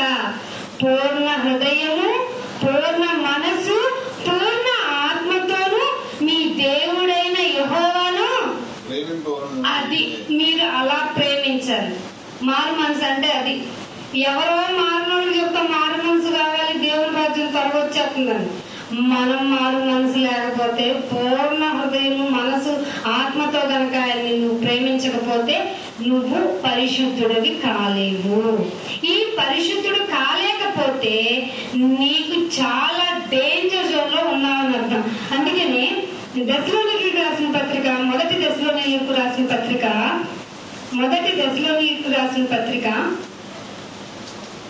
5వ అధ్యాయము 15వ వచనం. పాఠంలోకి వచ్చేసాం. సంపూర్ణ విధేయతలోకి వచ్చిన మనము ఒక్క క్లూ ఇస్తున్నాడు చూడండి. పూర్ణ హృదయం ఎందుకు కావాలి?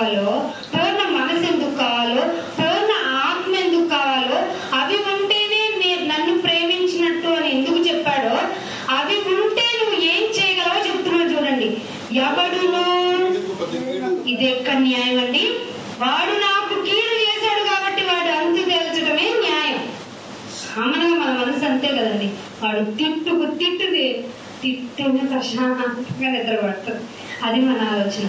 కానీ బైబిల్ ఏమంటుందండి, వాడు కీడు చేశాడా, వాడిని వంటేనే పడనీయట్లేదా, అయితే ఇప్పుడు ఏం చేయమాత్రా నాన్న. ఇది అసలు ఎంత చప్పగా ఉంటదండి, కూరలో ఉప్పు లేనంత చప్పగా ఉంది.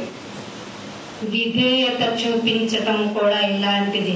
లోకానికి మనం ఎంత చప్పగా కనపడతాం, కానీ దేవుడు ఏమన్నాడు, అరే మీరు లోకానికి ఉప్పురా అన్నాడు.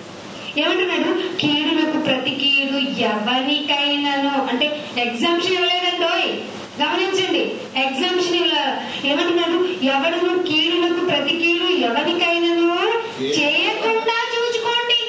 చేయకుండా అంటే చేసేస్తారమ్మా, మీరు చేయకుండా చూసుకోండి. ఇది కష్టం కాబట్టి మా మనసు ఒప్పుకోదు అనకన్నా మీ కర్మ చెప్పినట్టు రాయించినట్టే దేవుడిగా. పైగా మీరు ఒకని ఒకడు నేనా ఒకని అంటే మా మందిరంకి వచ్చిన వాళ్ళని అనేది కాదు, మనుషులందరి ఎడలా. బస్సులో కొట్టేసుకుంటారు ఎందుకు, సీట్ కోసం. నువ్వు నాకు తెలియదు, నేను నా ప్రయాణం అయిపోతున్న తర్వాత నువ్వెవరో నాకు తెలియదు, నేనెవరో నీకు తెలియదు, కొట్టేసుకున్నాం అంతే. సీట్ ఇంపార్టెంట్ బిల్లు అనుకుని కొట్టుకుంటారు. కాదట, మనుషులందరి ఎడలా ఏమై ఉండాలట, మనుషులందరి ఎడలను ఎల్లప్పుడు కుదురుతుందండి. మేలేంది, ఒకటి నేను తిట్టాడు, అసలు నువ్వంటేనే ఇష్టపడ్డట్లా, నువ్వు ఎదగకూడదు అనుకుంటున్నాడు, లేదంటే నీ ఎదుగుదలను చూసి చాలా ఈర్ష్యపడుతున్నాడు, నీకు తెలిసిపోతుంది, వాడి మాటలు కూడా తెలిసిపోతుంది నీకు. వాడిని ఏమంటావు నువ్వు, వాడికి చూడు నేనంటే పడదు, ఎదిగిపోతున్నా నేను కుళ్ళు వాడికి అంటావు. దేవుడు ఏమంటున్నాడు, నాన్న అలాంటి మాటలు వద్దురా. ఏమంటున్నాడట, మనుషులందరి ఎడల ఎల్లప్పుడూ మేలైనదే. ఏమండి, విధేయత ఉంటే ఇవన్నీ జరుగుతాయి. ఎవరికి విధేయత ఉంటే, దేవుని పట్ల విధేయత ఉంటే. నీకు ఫస్ట్ లో భయభక్తులు కలిగిన వాళ్ళని ఏం చేస్తానన్నాడు ఆయన, నీకు వ్యసనం ఉంటదిరా, ఆ శరీరపరమైన వ్యసనం ఉన్నా నా ఉపదేశం విన్నామంటే నువ్వు మారిపోతావా నాన్న. ఆ మారిపోయిన విధానంలో నువ్వు విధేయత నేర్చుకుంటావా, అప్పుడు పూర్ణంగా నన్ను ప్రేమించగలుగుతావు, మనసుతో, ఆత్మతో, హృదయంతో. అప్పుడు ఇదిగో ఈ పని చేయగలుగుతావు. నేను ఇచ్చే ఆజ్ఞదే. ఎవడి మనిషి ఒకని ఎడల ఒకడు, మనుషులందరి ఎడల ఎల్లప్పుడూ మేలైన దానిని అనుసరించి. అంటే ఏంటి అర్థం, పని చెయ్యని మేలైన దాన్ని చేస్తానని ప్రార్థన చేయని కాదు. ఆ ఇది ఇక్కడ చాలా మంది అండి ప్రార్థన లొసుగులు. నాయన వాడు దుష్టుడు, దుర్మార్గుడు, నువ్వు దేవుడు కంప్లైంట్ చేస్తా ఉంటా. నేను మీకు ఒకసారి కూడా చెప్పాను, ఏ మనుషుని గురించి మీరు ఆయన దగ్గర ఏం గొప్పలు చెప్పక్కర్లా, కొత్త తీసుకోనక్కర్లా, ఆయనకి అంతా తెలుసు. అందుకే అసలు నేను మనుషులు ఎవరికి లోపరుచుకోలేదంట యేసుప్రభు గారు. మీరేం చెప్తారు, ఆ మనుషుడు ఎంత దుర్మార్గం, ఎదుగుదలను ఒప్పుకోవట్లేదు నేను, అయినా నేను వాడి గురించి ప్రార్థన చేస్తున్నానని సిఫారసు చేస్తాను. ఈ ప్రార్థన ఇక్కడే ట్రాష్ లోకి వెళ్ళిపోతుంది. ఇక్కడ ఏమంటున్నాడు, ఎల్లప్పుడూ మేలైన దానిని అనుసరించి నడుచుకొనుడి. ఇది అవుతుందండి, అవుతుందా? జాగ్రత్త. ఇంకొక మాట తీసుకెళ్తాను. మార్కు సువార్త 16వ అధ్యాయం, మార్కు సువార్త 16వ అధ్యాయం 15వ వచనం. ఇది కూడా మీకు తెలుసు. మార్కు సువార్త 16వ అధ్యాయం 15వ వచనం. మీరు ఫాస్ట్ గా తీయాలి. మీరు సర్వలోకమునకు వెళ్ళి సర్వ సృష్టికి విధేయత, పూర్ణ హృదయం ఉంది, పూర్ణ ఆత్మ ఉంది, పూర్ణ మనసు ఉంటే ఇంట్లో నిద్రపోతామా? పోతామండి. ఆదివారం మిస్ చేసుకుంటామా? సర్వలోకానికి వెళ్ళమన్నది ఆయన ఆజ్ఞ. కనీసం మన వీధిలో కానీ వెళ్తున్నామా? వీధిలోకి పోని, వీధిలో వాళ్ళని, పక్కన వాళ్ళకి, పొరుగు వాళ్ళు, ఆయన అంత విగ్రహాలు దిగులండి. అసలు దేవుడు అంటే పడని వాళ్ళు. నీ ప్రేమ, నువ్వు కీడు చేసే వాడికి ప్రేమ చూపిస్తేనే ఆయన ప్రేమని వెల్లడి చేయడానికి అవుతుంది క్రైస్తవ్యమా. మనం ఏదో గొప్ప అనుకొని, ఏదో దాటొచ్చేసిన గొర్రెలం అనుకొని, మందలో మంచి గొర్రెలము, అవన్నీ చెడ్డ గొర్రెలు, అయ్యో మనం అంటూ అని ఉన్నావా, నిన్ను కూడా తీర్పులోకి తీసుకెళ్లిపోతాడు. సర్వ సృష్టి దృష్టికి సువార్తను ప్రకటించమంటే అసలు దేవుని మాటలు నీ హృదయంలో మండితే నువ్వు పని చేస్తావు. అందుకని అంటున్నాడు 1 తిమోతికి రాసిన పత్రిక 4వ అధ్యాయము 13వ వచనం. 4వ అధ్యాయము 13వ వచనం. 1 తిమోతికి రాసిన పత్రిక చదివేసి వెళ్ళిపోయి చదవడం అంటేనండి ఇక్కడ చదివేస్తారు కదా, ఇక్కడ చదివేసి వెళ్ళిపోయి నిద్రపోకూడదట. నేను వచ్చే వరకు అంటే ఏంటి, ఇంట్లో ఉన్నప్పుడైనా చదవాల్సిందే, నువ్వు బయటకు వెళ్ళేటప్పుడు ప్రయాణంలో ఉన్నప్పుడైనా చదవాల్సిందే. ఇంకా చదువుట ఒక్కటే కాదట, చదివిన వాళ్ళకి ఏమవుతుందో తెలుసా, హెచ్చరించుటయందు. చదివితే నీకు విషయాలన్నీ అవగాహన అయిపోతాయి. ఏమంటే మరి హల్లెలూయా చెప్తున్న ప్రవక్తలు, వర్తమానాలు చెప్తున్న పెద్ద పెద్ద పాస్టర్లకి ప్రకటన 19 వచ్చి ఎప్పుడు చదవలేదా? మాట్లాడరు కదా. చదివితే హెచ్చరిస్తారు. మనం చేస్తున్నాం సమస్త ప్రవర్తనలో ఏం చేస్తామంట, జాగ్రత్తగా నడుచుకుంటాం. అర్థమవుతుందా? నేను వచ్చే వరకు చదువుట ఎందును, హెచ్చరించుట ఎందును, బోధించడం అంటే ఇట్లా సభ పెట్టే కాదండి. బోధించడం ఒకళ్ళు చెప్పినా బోధించడమే అవుతుంది కదా, ఉపదేశించడమే అవుతుంది కదా. బోధించుట యందు ఏం చేయమన్నాడు, జాగ్రత్త. అంటే ఇది చెయ్యకపోతే నువ్వు రావురా నాన్న అని. ఆయన రాజ్యం సమీపంగా ఉంది, మారు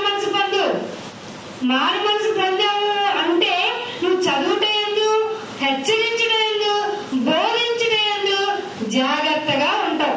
ఇవి చెయ్యట్లేదంటే మళ్ళీ మనకి రాజ్యం దూరమైనట్టే. ఏంటంటే వాక్యం ఇంటర్లింక్డ్ గా ఉంది. అలాగే యాకోబు రాసిన పత్రిక చూడండి. యాకోబు రాసిన పత్రిక 1వ అధ్యాయము 20వ వచనం చూడండి. మీకు తెలిసింది ఇది కూడా మనం చదివేసాం. అది చాలా మంది అండి వాక్యం చెప్పే వాళ్ళ దగ్గర నుంచి ఇంట్లో విశ్వాసి అనుకునే వాళ్ళ దగ్గర ఉన్న పెద్ద జబ్బు ఏంటో తెలుసా, నరుని కోపం, దేవుని నీతిని కోపంగా చెప్పాలి. ఆయన రోషం గల దేవుడే. నాన్న బాబు మారండ్రా తమ్ముడు, బిడ్డను నా బిడ్డ లాంటి వాడివిరా. నేను ఒక తండ్రి తన బిడ్డను ఎలా అయితే ప్యాంపరింగ్ చేస్తాడో అలాగే మనం మొట్టమొదటి రిఫరెన్స్ అదే కదా. నేను రోషం గల దేవుడు, అసలు ఆయన క్యారెక్టరే రోషం గల దేవుడు. అలాంటి ఆయన తండ్రి తన బిడ్డను ఆదరించినట్లు నేను మిమ్మల్ని ఆదరిస్తానని బెండ్ అయిపోతే నిన్నేమంటున్నాడు, నువ్వేం చేస్తావు? కోపం, ఎక్కడ చూసినా కోపం, మాట మాట్లాడితే కోపం, మాట తీస్తే కోపం, వెళ్తే కోపం. ఆయన డిక్లరేషన్ ఇచ్చేశాడు, నీ కోపం నా నీతిని నెరవేర్చడం. ఎందుకు నెరవేర్చదో తెలుసా, ఇది అసలు ప్రేమగానే మాట్లాడు, ఎప్పుడు చూసినా కోపంగానే, వీడి మాట ఏంటి వినేది అనుకుంటారు. అందుకే 21వ వచనం అంటాడు, అందుచేతే సమస్తమైన కల్మషం ఉంటే కోపం అవుతుందండి. ఇది అసలు విషయం. సమస్తమైన ఎంతో కొంత కల్మషం ఉంటేనే కోపం వస్తుంది. మరి మనం కూడా కోపడుతున్నాం కదా. కోపం పడుడు కానీ పాపం చేయకండి. అర్థమైందా? సమస్తమైన కల్మషంతో పాటు ఇంకోటి ఉంటుంది. కోపం ఎందుకు వస్తుంది, విర్రవీగుతున్న దుష్టత్వం ఉంటది. నాకంటే గొప్పడు ఉన్నాడా? ఉన్నాడు బాబు. ఎవడు తలను కొట్టేవాడు ఉంటే సరే, ఎవడో ఏదో కొట్టేవాడు ఉంటే ఇంకా పైన ఉండే కొట్టేవాడు ఇంకొకడు ఉంటాడంట. వీళ్ళందరినీ కలిపి కొట్టేవాడు ఒకడు ఉన్నాడు. మీరందరూ రండి మీకు ఉంది అని ఇందాక దర్శన సభలో నుంచోబెట్టి మాట్లాడతారు ఆయన. మంచిదైనా చెడ్డదైనా పిలిచి. అందుకే ఏమంటున్నాడు, సమస్త కల్మషమును విర్రవీగుతున్న దుష్టత్వం మానితే తప్ప కోపం పోదు. అర్థమవుతుందా? అసలు నా కోపం నీకు తెలియదు అంటారు విశ్వాసులే మాట్లాడుతున్న సంభాషణ వినండి మీరే. నా సంగతి చాలా మందికి తెలియదు అంటారు. ఏది విశ్వాసే కానీ విర్రవీగుతున్న దుష్టత్వము మాని లోపల రోజుకు మొక్కేసుకోవాలి. లోపల నాటబడి మీ ఆత్మను రక్షించుకోవాలి. లోపల నాటుకోవాల్సిందేంటి, వాక్యం అనే విత్తనాన్ని నాటుకోవాలి. వాక్యము విత్తనము. అర్థమవుతుందా? పొలము ఇది కూడా ఉంది. ఈ యొక్క మాటలు కూడా ఉన్నాయి. ఏమంటున్నాడు ఇక్కడ, లోపల నాటబడినదై అది ఆత్మను రక్షించుటకు శక్తి గల వాక్యం అనే ఆత్మను రక్షించేది, ఒకసారి ఎవరికో చెప్తాం మనం ఈ మాటలని. వాక్యాన్ని అంగీకరించండి, శక్తిగల వాక్యం అంట. అసలు కోపం వచ్చేవాడికి క్యారెక్టర్స్ ఇవి అని చెప్తున్నాడు యాకోబు గారు. ఎందుకంటే మహాకోపిస్తు కదా, అన్ననే తిట్టాడు కదా, నువ్వు పెద్ద ప్రసిద్ధుడు గొప్పవాడు అవ్వాలనుకున్నావు నీ కార్యాలయం సిటీలో చేసుకోపో. యాకోబు తమ్ముడు కదా యేసుప్రభు వారికి. రియలైజ్ అయిపోయి బెండ్ అయిపోయి విధేయత నేర్చుకున్న తర్వాత వచ్చి మాట్లాడివి ఏమండి గర్వం ఎక్కుతున్న దుష్టత్వాన్ని తీసేయండి. ఆయన పైగా ఏమంటున్నాడు 20 ఎవడైనను వాక్యము వినవాడై ఉండి దాని ప్రకారం ప్రవర్తించకపోతే ఎట్లుంటదంటే అద్దంలో మొహం తీసుకొని వచ్చి ఎంత బాగున్నాను అనుకుని పక్కని నా మొహం ఎట్లా ఉంటది అనుకునే రకం అంట. కోపిస్ట్ యొక్క క్యారెక్టర్ ఏంటంటే అద్దంలో మొహం చూసుకుని బయటికి వెళ్ళి నా మొహం ఎట్లుంటదో అనుకునే టైప్. యాకోబు గారు ఎంత బాగా చెప్పారండి. ఇవన్నీ చేసిన తర్వాత ఫిలిప్పీలకు రాసిన పత్రిక కొంచెం ఒక 5 minutes కి టైం ఇవ్వండి. ఫిలిప్పీలకు రాసిన పత్రిక 4వ అధ్యాయము 8వ వచనం. ఫిలిప్పీలకు రాసిన పత్రిక 4వ అధ్యాయము 8వ వచనం. తండ్రి అయిన దేవునికి 4వ అధ్యాయం 8వ వచనము. మెట్టుకు సహోదరులారా అని ఉంటుంది. ఫిలిప్పీలకు రాసిన పత్రిక 4వ అధ్యాయం 8వ వచనం అండి. అదే కదా, నన్ను కన్ఫ్యూజ్ చేయకండి టైం. మెట్టుకు సహోదరులారా ఏది యోగ్యతనై ఉన్నదో, ఏ యోగ్యత అయినా మెప్పైనా ఉందనుకోండి. యోగ్యత ఉంది, మెచ్చుకునేది ఉంది అంటే ఈ లోకంలో ఏవి కాదండోయ్. ఏంటంటే ఏది సత్యమో, సత్యం ఏంటండి? నీ వాక్యమే సత్యము. ఆ సత్యం చాలా మాన్యమైనదండి. ఏది సత్యమో, ఏది మాన్యమైనదో, అసలు ఏది న్యాయమైనదో, ఏది పవిత్రమైన, ఏది రమ్యమైనదో, ఇది వినటానికి రమ్యంగా అనిపించేదో, ఏది ఖ్యాతి తెచ్చిపెట్టేదో వాటి మీద ధ్యాసించండి. మీరేటి మీద ధ్యాసిస్తున్నారు? వచ్చే రీల్స్ మీద ధ్యాసిస్తారు.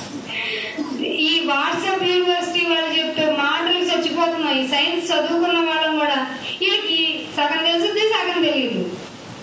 ఏం చెప్పాలో అర్థం కాదు. అది కరెక్ట్ అని చెప్పాలా, కరెక్ట్ కాదని చెప్పాలా, దానికి ముందు ఇంకొకటి ఉంది అని చెప్పాలో తెలియట్లేదు. రీల్స్ వల్ల వచ్చిన జ్ఞానంతో చాలా మందితో మాట్లాడలేకపోతున్నాం ఇప్పుడు మనం. ఏది ఖ్యాతిదో, ఏది న్యాయమైందో, ఏది పవిత్రమైందో నీకు తెలుసులో నాయన, మెప్పేదో తెలిసిపోయింది.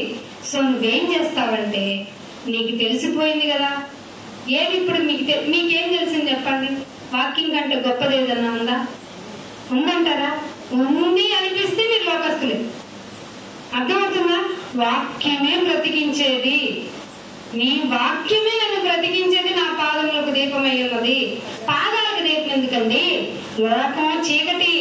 ఈ లోకం అనే చీకటిలోకి వెళ్ళేటప్పుడు వాక్యం అనే పాదానికి దీపం పెట్టుకొని వెళ్ళకపోతే ఖచ్చితంగా నువ్వు డాంబికుడవే, శరీర డంబంతో ప్రవర్తించేవాడివే. శరీరపు డంబం ఉన్నవాడికి గ్యారెంటీగా నేత్రాశ ఉంటుంది, వాడికి శరీరాశ ఉంటుంది. ఇవి దేవుడి వల్ల కలిగినవి కావు. అర్థమవుతుందా? దేవుడి వల్ల కలిగినవి కావు. అందుకే ఏం చేయాలన్నా అంటే 12వ అధ్యాయం రోమిలికి రాసిన పత్రిక 12వ అధ్యాయం 1వ వచనం. రోమిలికి రాసిన పత్రిక 12వ అధ్యాయం 1వ వచనం. కాబట్టి సహోదరులారా పరిశుద్ధము, దేవునికి అనుకూలము, సజీవ యాగముగా. అది ఏది ఇంపార్టెంట్ తెలిస్తే సజీవ యాగంగా ఇంకా ఇచ్చేస్తావు. ఏమి ఇచ్చేస్తావు? నీ శరీరం. డబ్బులు దానికి మించింది నీ శరీరం, దాని ద్వారా వచ్చింది ఏదైనా ఆయనకే అనుకుంటావు లేదా? ఇట్లా ఉన్నప్పుడు నీకు ఒక సహోదరుడు నీ దగ్గరకు మేలు చేయని వాడు వస్తే ఏం జరుగుతుందో తెలుసా? ఏం చేయాలో చెప్పి ముగించేస్తాను. యూదా రాసిన పత్రిక ఈ మాటతో ముగించేస్తానండి. యూదా రాసిన పత్రిక ఒకటే ఉంటుంది 1వ అధ్యాయం 11వ వచనం. 1వ అధ్యాయం వారికి శ్రమ, వారు కయ్యను నడిచిన మార్గమును నడిచిరి, బహుమానము పొందవలని బిలాము నడిచిన తప్పు త్రోవలు ఆతురముగా పరిగెత్తిరి, కోరాహు చేసినట్టు తిరస్కారం చేసి నశించిరి. చాలు. ఎవరెవరిని గుర్తు చేశారు? కయ్యూని, బిలాముని, ఇంకెవరిని? కోరాహుని. వీళ్ళు ఇప్పుడు ఎక్కడున్నారో తెలుసా? సంఘంలో ఉన్నారు. వాళ్ళు ఏం చెప్తారు? పై వచనంలో చెప్తున్నారు చూడండి. వీరైతే వారు తాము గ్రహింపని విషయాల గురించి గ్రహించకుండా ఆ విషయం గురించి ఏం చేస్తారంట? దూషించు వారై వివేక శూన్యములు గల, వివేకం ఉండదు, అది జీరో అంట. అర్థమవుతుందా?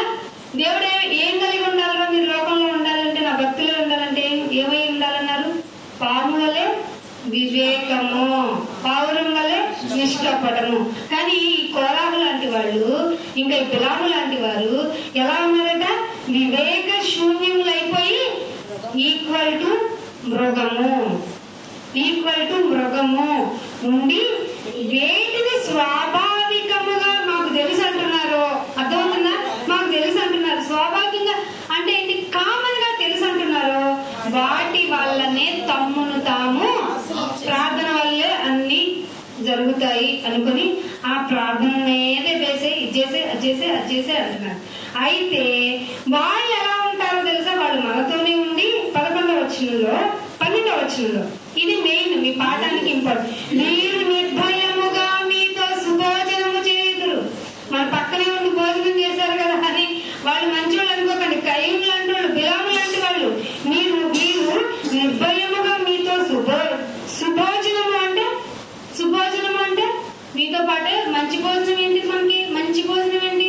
దేవుని మాట, వాక్యమే. సుభోజనము చేయించు తమ్మును తాము నిర్భయముగా అంటే భయం లేకుండా వాళ్ళని పోషించుకుంటారు. దేంతో? ఈ సుభోజనముతో నిర్భయముగా తమ్మును తాము పోషించుకుంటూ మీ ప్రేమ విందులలో దొంగ మెట్టులుగా ఉన్నారు. ఎవరో కయ్యూరు, బిలాము లాంటి వారు.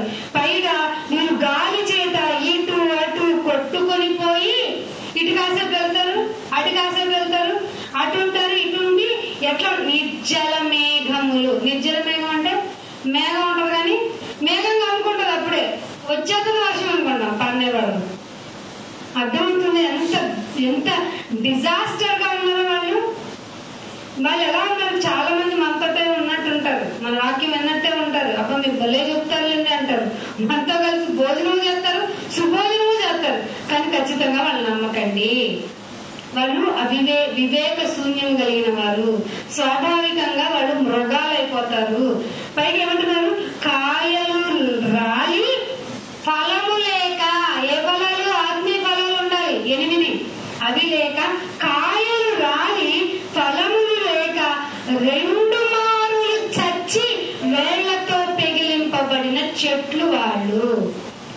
పూర్ణ హృదయముతో, పూర్ణ వివేకంతో కనుక విధేయత మనం చూపించకపోతే, నీ ప్రేమలో వివేకం లేకపోతే, ఇంక్లూడింగ్ చాలా రిఫరెన్స్లు చూపించాలి ఈ మాటలకు. మీకు ఇంటికి వెళ్ళిన తర్వాత అన్నిటికంటే యోధా పత్రిక 11, 12, 13 వచనం చదవండి.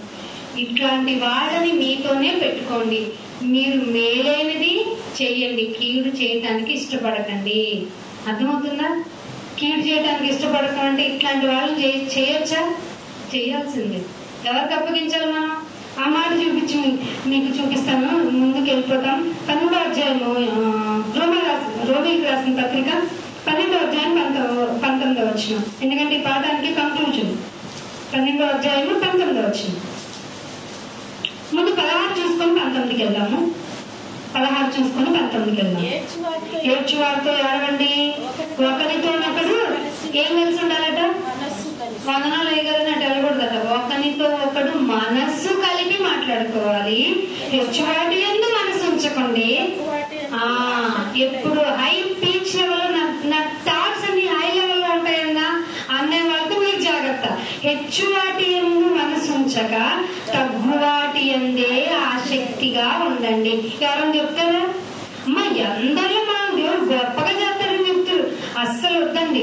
మిమ్మల్ని గొప్ప చేసే వాళ్ళ మధ్యలో అసలు ఉండకండి. ఎవడన్నా నిన్ను పొగిడితే అది నీ కీడికి అని కూడా పెద్ద బైబిల్లో ఉంది. ఏమన్నా? హెచ్చువాటి యందు మనసు ఉంచక తగ్గువాటి యందు ఆసక్తులే ఉండి మీకు మీరే అండర్లైన్ చేసుకోండి. మీకు మీరే బుద్ధిమంతులు అనుకోవద్దు. అర్థమైందా? మనం చెప్తున్నాను కదా, నేనేదో బుద్ధిమంతులని అనుకోవద్దు. ఇక్కడికి వచ్చి నలుగురు మనం బుద్ధిమంతులు అనుకోవద్దు. దేవుని విషయంలో మనం అసలు బుద్ధిమంతులం